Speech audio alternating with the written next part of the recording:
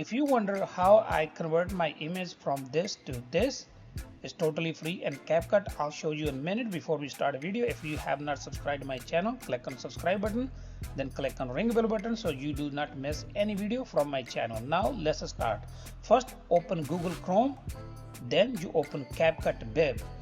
This tool doesn't work in CapCut application. You have to have a CapCut Web. You have to log in. I have already logged in my Google account on CapCut.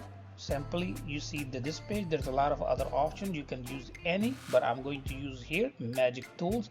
Simply click on magic tool. From here there's a lot of other options. We're going to use image style transfer, so click here. From here you have to have your photo less than 4000 pixels.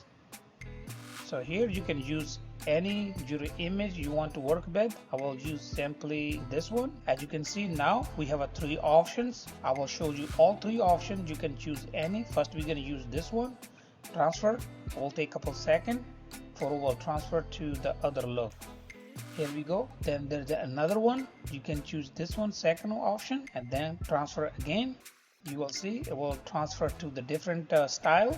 Basically in each time you can do three different style. That's the next one is oil painting transfer.